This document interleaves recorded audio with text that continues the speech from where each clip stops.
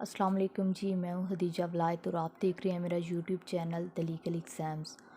आज इस वीडियो में मैं आप लोगों के साथ शेयर करूँगी कि कैसे आप आसान तरीके से जो है वो बेयर एक्ट को याद रख सकते हैं, उसमें से नोट्स बना सकते हैं। क्योंकि अक्सर हम लोगों में से बहुत सारे स्टूडेंट्स जो हैं उनको बेयर एक्ट की वर्डिंग जो है वो काफ़ी मुश्किल लगती है, और 3-4 दफ़ा बेयर एक्ट पढ़ने के बाद भी जब वो 15 दिन बाद या फिर 1 माह बाद जो है वो बेयर एक्ट दोबारा खोलते हैं तो उन्हें कोई टॉपिक समझने के लिए, कोई सेक्शन समझने के लिए उतनी मेहनत करनी पड़ती है जितनी कि उन लोगों ने पहले की होती है। दोबारा से वो लेक्चर सुन रहे होते हैं और वो सारा जो है ना दोबारा से तैयार कर रहे होते हैं उस चीज़ को। तो मेरा भी यही एक्सपीरियंस रहा जब मैंने अपने जुडिशरी की तैयारी स्टार्ट की। तो मैंने शुरू शुरू में पता ही नहीं था कि कैसे इसको करना है ना। तो जब मैंने 3-4 दफ़ा मैं एक बेयर एक्ट पढ़ लेती थी, उसके बाद जब मैं उसको रिवाइज़ करने लगती थी तो उसके बाद भी बहुत सारी ऐसी चीज़ें होती थी, ऐसे सेक्शन होते थे जिनको समझने के लिए जिन लीगल टर्म्स कुछ ऐसी होती थी जो मैंने पहले समझी होती थी, लेकिन जब दोबारा उसको खोलती थी तो मुझे उतनी मेहनत करनी पड़ती थी। तो इस तरह से बहुत सारा टाइम वेस्ट होता है, और जब आप कम्पिटिटिव एग्ज़ाम के लिए तैयारी कर रहे होते हैं तो तब आपका एक एक दिन बहुत जो है वो इम्पॉर्टेंट होता है।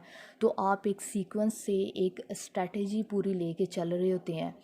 तो उस सारे टाइम में आपका टाइम जो है वो बड़ा मैटर करता है कि आप किस तरह से अपना टाइम जो है वो सेव कर रहे हैं। तो ज़्यादातर जो हम लोगों में से स्टूडेंट्स होते हैं उन्होंने एलएलबी में गाइड बुक्स वगैरह पढ़ी होती हैं, और गाइड बुक्स वगैरह में आप लोगों को पता होता है कि क्वेश्चन पूरा बना होता है, उधर से ही हम लोग क्वेश्चन को रट्टा लगाते हैं और जाके पेपर दे आते हैं। तो इस तरह से जब हम लोग कम्पिटिटिव एग्ज़ाम की तरफ आते हैं तो फिर हमें बहुत मुश्किल होती है ये बेयर एक्ट पढ़ने में, उसको याद करने में।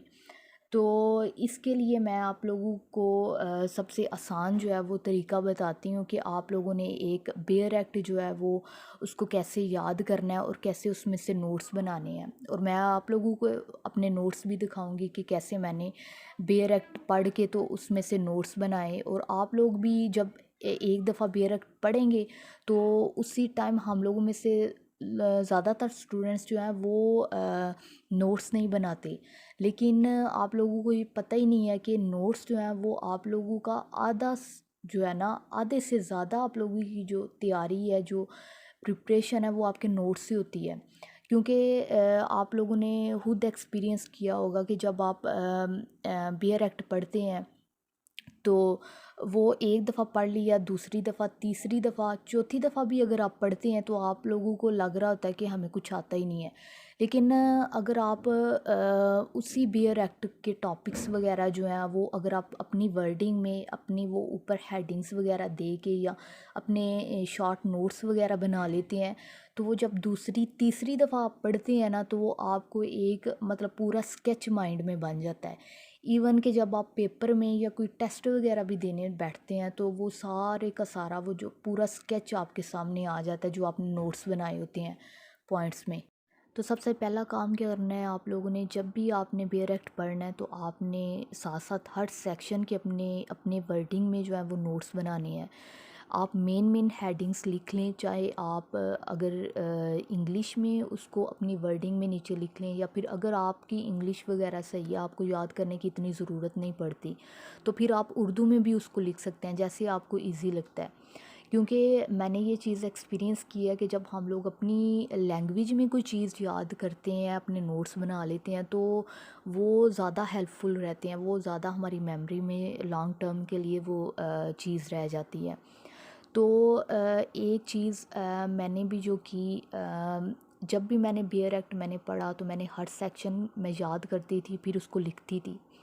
तो आप लोगों ने क्या करना है कि ये कॉमन मिस्टेक हम लोग सारे करते हैं कि एक चीज़ हमें लगता है कि हम लोगों ने याद कर ली है, तो अगर माइंड में आता है तो हमें ये लगता है कि हमें भूल गई है, तो हम लोग याद दोबारा उसको खोलते हैं, पढ़ने लग जाते हैं, उसको लिखने लग जाते हैं। तो ये गलती आप लोगों ने नहीं करनी।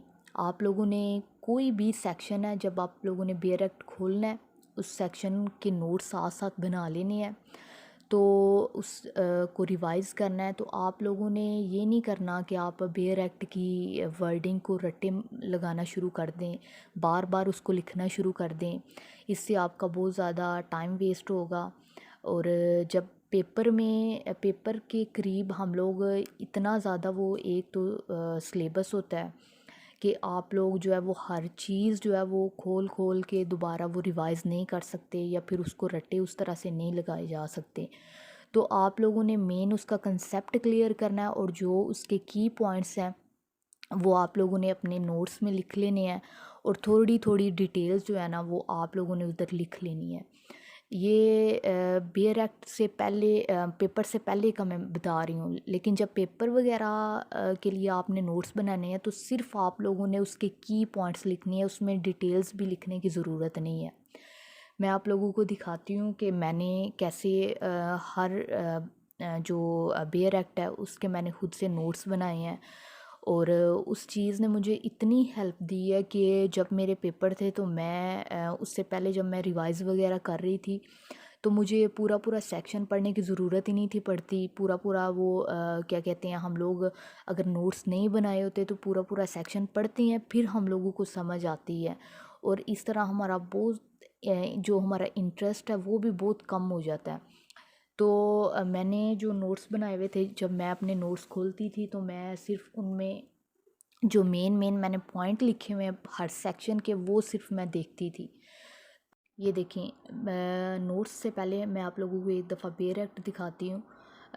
उसके बाद दिखाती हूँ कि इसमें से नोट्स कैसे बनाते हैं और मैंने कैसे बनाए हैं, मैं अपने नोट्स भी दिखाती हूँ। जैसे ये देखें, सेक्शन 12 है, ये स्पेसिफिक रिलीफ एक्ट का, इसके ये मेन 4 पॉइंट्स हैं। ये देखें, ये मेन 4 पॉइंट्स हैं। जब भी आप इसको दूसरी तीसरी दफ़ा पढ़ेंगे तो दोबारा से आप लोगों को चीज़ों की समझने की ज़रूरत पड़ेगी, या फिर आप लोगों को पूरा सेक्शन पढ़ना पड़ेगा, फिर आप लोगों को समझ आएगी। या फिर फिर भी जो माइंड में इतनी चीज़ें नहीं रहेंगी ये पूरे का पूरा सेक्शन जो है वो पढ़ के।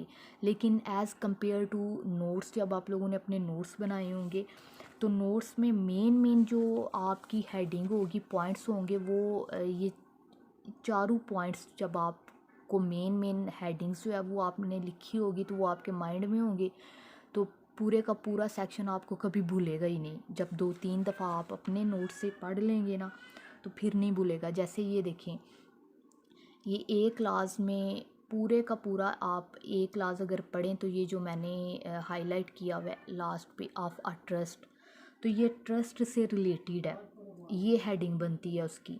उसके बाद नीचे आप अगर देख लें सारा तो उसमें है कि एक्चुअल डैमेज, उसकी हेडिंग बनती है।